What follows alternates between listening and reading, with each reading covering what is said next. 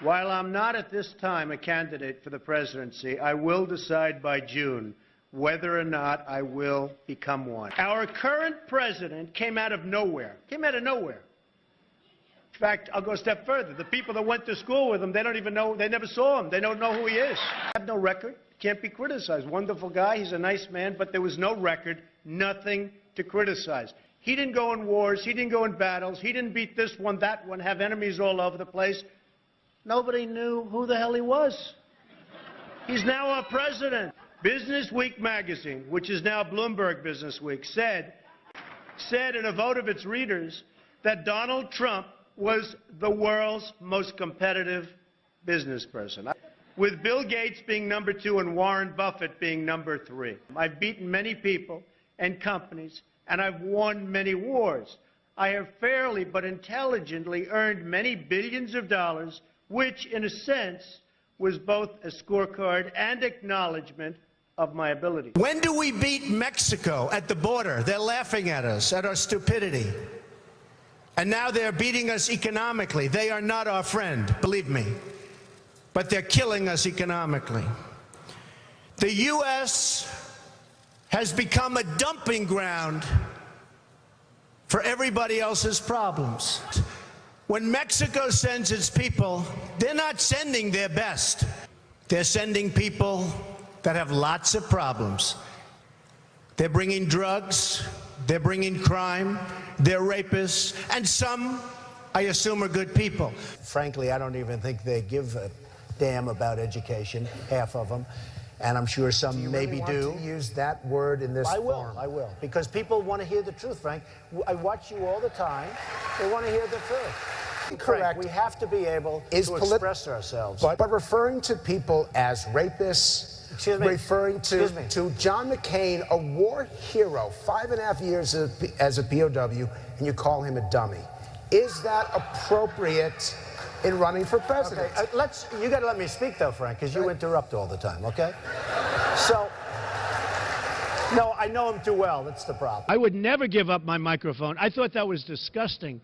That showed such weakness. The way he was taken away by 2 young women, the microphone, they just took the whole place over. That will never happen with me.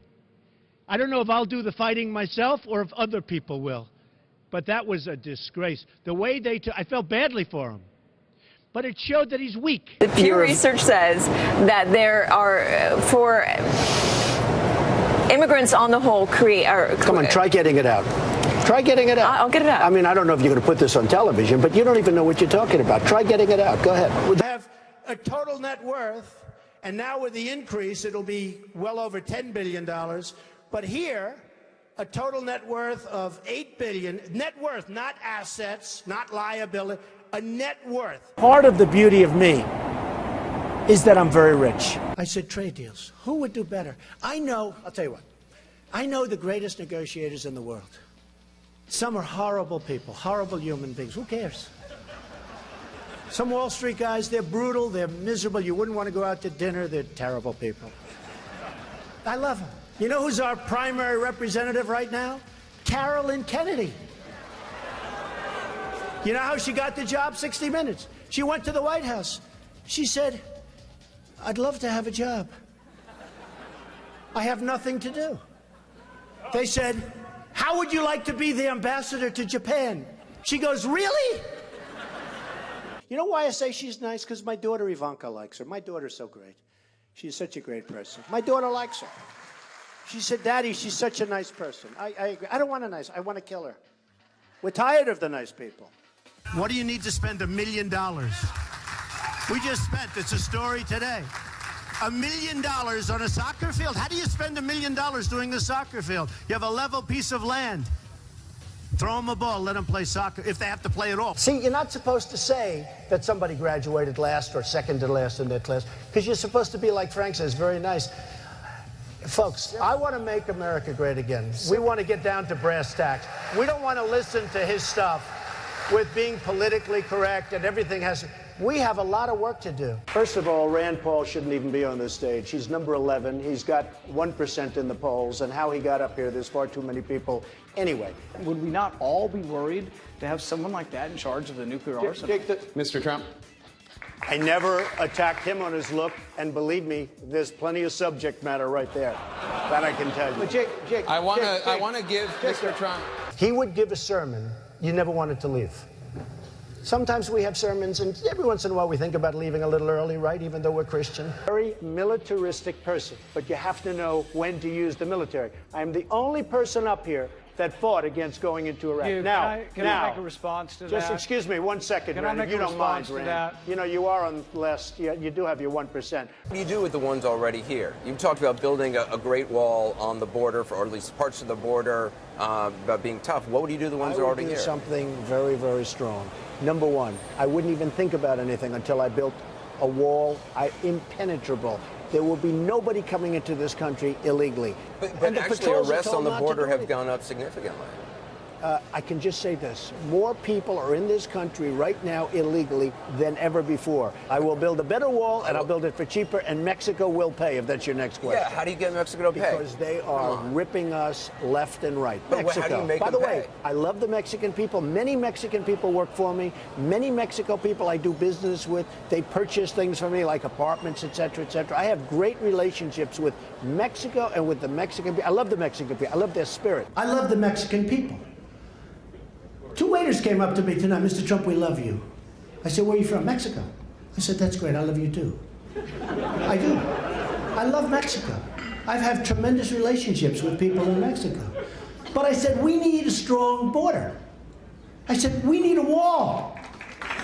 Who will build the wall, and how will it be made? I will build the wall, and Mexico is going to pay for it, and they'll be happy to pay for it because Mexico is making so much money from the United States. Donald! Enrique! I brought you the check for the wall. Oh, that's so well done.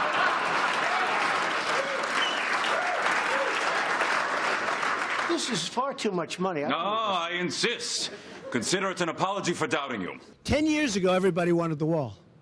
The Democrats, the Republicans, they couldn't get it. You know one of the reasons they couldn't get it? Environmental impact statements. Did you know that? There were toads. There were it's the most incredible thing. A businessman. I got along with Clinton. I got along with everybody. Yeah. That was my job, to get along with people. But the I didn't simple want fact to, is- excuse me, 1 second. No. I The didn't simple want fact to. is, Jeff, Donald, oh, you good. cannot take- More energy tonight. I like No. that. Look, I was asked the question. I didn't want. It was my obligation as a businessman to my family, to my company, to my employees, to get along with all politicians. I got along with all of them, and I did a damn good job in doing it. Go ahead. So, Yes, come. Real fast one. From Brazil, go ahead. I mean, we're losing our base, we're losing our jobs, our manufacturing, we're losing everything. We don't have victories anymore. Everything is bad. We hear the economy's coming back. Not coming back. You better watch it. You're going to get run over by a truck. We need somebody that can take our jobs back, Frank, because we're going to hell. Our country's going to hell. And Frank doesn't like the word hell, but we're going to hell. But our people don't have a clue. We give state dinners to the heads of China. I say, why are you doing state dinners for them? They're ripping us left and right. Just take them to McDonald's and go back to the negotiating table. Seriously. Well, I heard Hugh Hewitt, a nice man, he apologized because he actually said that we had a misunderstanding, and he said today that Donald Trump is maybe the best interview there is anywhere that he's ever done. Now, unless he was just saying that on CNN to be nice, but he did say that. Oh, you're the best interview in America. And we had a legitimate misunderstanding in terms of his pronunciation of a word, but I would say just, well, I think it was. And he actually said that. Did you say that? I said we're radio together. makes an interesting thing. Okay, so I will say this, though. You was giving me name after name, Arab name, and there are few people anywhere that would have known those names. I think he was reading them off a sheet. And Fox hasn't touched this. And I've been in touch with Kelly, too. And I've been in Let's go. Come on. Gotta go. All right. Gotta go. There's You're screwing up my whole speech this guy. Yeah. Go ahead. There's counterfeit, substandard parts in most of the nuclear plants in the United States. Counterfeit substandard parts in nuclear plants in the United States. I'm not surprised to hear that. Why? Am I surprised? And some of them have come from China. Now, when I brought And in airplanes, too, by the way. When I brought this out, the NRC, Nuclear Regulatory Commission, accused me. John McCain goes, oh, boy, Trump makes my life difficult. He had 15,000 crazies show up. Crazies. He called them all crazy. I said, they weren't crazy. They were great Americans. These people, if you would have seen these people, I know what crazy is. I know all about crazies. These weren't crazy. So he insulted me, and he insulted everybody in that room. And I said, somebody should run against John McCain, who has been, you know, in my opinion, not so hot. And I supported him. I supported him for president. I raised $1 million for him. It's a lot of money. I supported him. He lost. He let us down. But, you know, he lost. So I never liked him as much after that, because I don't like losers. But Frank, let me get to it. He hit me. He's not a war hero. He's a war hero. He's a war hero. 5.5 years. He's a war hero because he was captured. I like people that weren't captured, okay? I hate to tell you. Do you agree with that? He's a war hero because he was captured. Newsflash, the Republican Party's been fighting against a single-payer system for a decade. So I think you're on the wrong side of this if you're still arguing for a single-payer system. I don't think you heard me. You're having a hard time tonight. All right, I'm not involved because I'm in the nursing home profession. Okay, come on, you know, I gotta go. Hey, come on. Oh, wait a minute. No, let me finish this. Okay. You know what? I think your question's great, and I can understand. He's talking about basically counterfeit parts, just to cut to the chase. We don't have to know that you're in the nursing home business. What are you trying to talk to some of us about joining your little home? Come on, sit down. Enough. We think it's good. We think your point is good. Yeah, give it to him. Good. They said to Marco Rubio, are you having fun? He's sweating like a pig. I never saw a guy sweat like this. The sweat is pouring down. I think Rubio is a low energy, but here's the problem with Rubio. When you sweat that much, now think of it. So you have Putin, he's sitting over here. And he's waiting to kill the stupid Americans because he's been just destroying us so badly. So he figures, oh, and a guy walks in and he's soaking wet and sweating. Hello, hello, can I have some water? And Putin's sitting there, what the hell kind of stuff is this? This is not exactly a poker player, folks. Clearly had some big successes in the business world, but you've also had some big failures. And let's go straight. No, I don't think I've had big failures. Donald Trump has always been very, very successful. And so when you say failures, I don't think I've had failures, but let's go ahead. Ask me about a couple. Okay, Trump hotels and casinos filed for bankruptcy protection 3 times in 6 years. Okay, let me explain it to you. Very simple. Isn't that a failure? Not really. I mean, look, it worked out very well for me. It was very successful. I then levered the company. I took it public. So I had a relatively small piece of the company. And what happened is Philadelphia. Wait a second, you were chairman of the board. Excuse me. You were chairman of the board. I was chairman, but I didn't run the company. I had nothing to do with running the company. Management ran the company. You were paid $2 million a year. Excuse me. I didn't run the company. I'm just telling you. So what were you paid $2 million a year for? Excuse me. Because of my genius, okay? Well, Rosie O'Donnell's disgusting. I mean, both inside and out. You take a look at her, she's a slob. She talks like a truck driver. We're all a little chubby, but Rosie's just worse than most of us. But it's not the chubbiness. Rosie is a very unattractive person, both inside and out. If I were running The View, I'd fire Rosie. I mean, I'd look her right in that fat, ugly face of hers. I'd say, Rosie, you're fired. Mr. Trump, one of the things people love about you is you speak your mind and you don't use a politician's filter. However, that is not without its downsides, in particular when it comes to women. You've called women you don't like fat pigs, dogs, slobs, and disgusting animals. Your Twitter account... Only Rosie O'Donnell. No, it wasn't. Your Twitter account...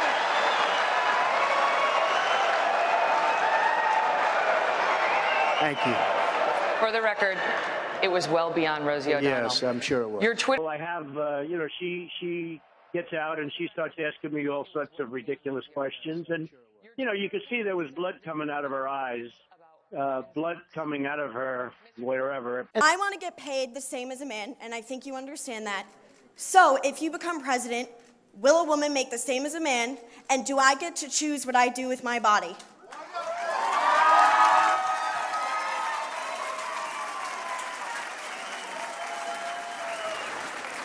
You're going to make the same if you do as good a job. Our governor here in Massachusetts, Charlie Baker, has described some of your comments about women as reprehensible. Do you have a response to that? No, he must have been talking about Jeb Bush. because, frankly, Jeb Bush said he didn't want to fund women's health issues, and then he came back a few hours later and he said he misspoke. I think he must be talking about Jeb Bush. He's not talking about me. I will take care of women. I respect women. I will take care of women. You said you're going to cut funding for women's health issues. You said it. Yeah, except you said it. I want to. Jeb will be very poor as a president. No energy. Okay, yes. Why is Jeb Bush a frequent target of yours? And what do you think Well, about I would say Jeb Bush is a frequent target because when this whole thing started, I thought he was going to be the primary competition. But he's drifted very much to the middle of the pack, and he's rapidly disappearing. So we're going to have to start looking at somebody else. This is a tough business to run for president. I know. You're a tough guy, Jeb. And we need to have a leader that is principled. You're never going to be president of the United States by insulting your way to the presidency. Let's see. I'm at 42 and you're at 3. So Doesn't matter. far I'm doing better. Doesn't matter. So far I'm doing better. You know, you started off over here, Jeb. You're moving over further and further. Pretty soon you're going to be off the end. This doesn't do a thing to solve the problem. One at a time. It sounds more. Hugh, go ahead. Subject my wife into the middle of a raucous political conversation was completely inappropriate, and I hope you apologize for that, Donald. Well, I have to tell you, I hear phenomenal things. I hear your wife is a lovely woman. She is. I She's don't fantastic. know her, and this she is is a total absolutely the love of my life, and mischaracterization of what she's I right said. here. And why don't you apologize for her? No, I won't right do that now. because I said nothing wrong, but I do hear she's a lovely woman. Who owns the New York Times? Is that Carlos Slim? He has a piece of it. Yeah, he is the wealthiest man in the world. And he's a good guy. I know him. You know Carlos Slim? Good guy. How much money is that guy worth? He's got a lot of money. I don't know what it is. It's got to be like 100 Under billion. siege, yes, 60 billion or something. Oh my God. Under siege, but that's okay. And what is it? It's none of my business. But what are you worth? A guy like you.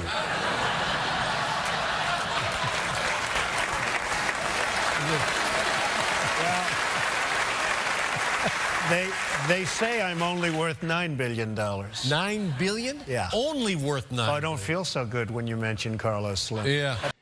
Donald J. Trump is calling for a total and complete shutdown of Muslims entering the United States until our country's representatives can figure out what the hell is going on.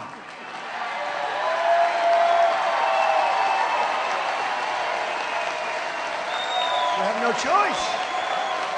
We have no choice. Republican presidential frontrunner Donald Trump is facing heavy criticism after calling for a, quote, total and complete ban on Muslims entering the United States. Mr. Trump joins us now on the phone. He wants to make the case. Mr. Trump, thank you for joining us. Your proposition is plain: ban all Muslims until we can figure out what's going on. People are asking you how you would do that. I say let's put that to the side. It's irrelevant. It's about the concept. You have leaders from your own party in the key states of Iowa, New Hampshire, South Carolina. You have galvanized political rivals all saying this is un-American and extreme and that it makes you a fascist. How do you respond? Well, I totally disagree. Put it through your head. Look, they are everybody knows who we're at war with. They are looking to do great damage. You look at what's going on in the Middle East. They're chopping off heads. They are looking to come over to other places, too. And they want the jihad. Right, it's very simple. But you're they saying, want the jihad. What does that mean, they Chris, want the jihad? Well, you can't just throw out notions without any kind of checking of them. You know, this is what got you wound up on the Philadelphia Inquirer front page, like Hitler. They got you in a personage of Hitler right now, a characterization of that. Philadelphia Inquirer, another newspaper. Well, I know you're going to disparage whoever criticized. I was asking you that. Are you racist? I am the least racist person that you have ever met. I am the least racist person. Are you bigoted in any way? I don't think so. I'm doing a big favor. I was just called by one of the most important people of the Middle East and just said to me, Donald, you have done a tremendous service to the Muslims. When it comes to Donald Trump, if you don't buy the hype, be prepared for hypothermia.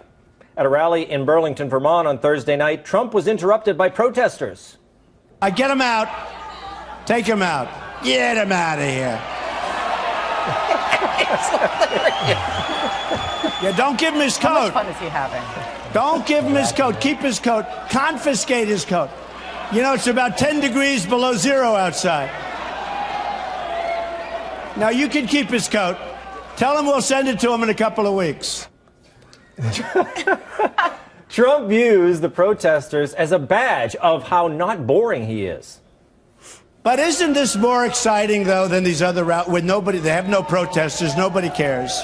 Nobody cares. They go in, everybody falls asleep. They say, "Can I go home now, darling?" And everyone leaves. And the guy's standing there, "Please vote for me." The frequent disruptions came despite Trump's efforts to keep critics out. Ticket-holding attendees were asked if they supported the billionaire businessman before being let into the 1,400-seat venue. The loyalty oath screening helped cut down the crowd since the Trump's campaign released more tickets than the venue had seats. One protester told the New York Times that the line to get in the theater, quote, is like nothing I've ever seen in Burlington. Not for fish, not on free cone day, nothing. You heard it, Trump is bigger than free ice cream. Wow. Well, Tucker, look, how different is Trump's loyalty oath from the oath that you take before you do this show? Very, very similar. Bernie Sanders supporters bought a bunch of tickets.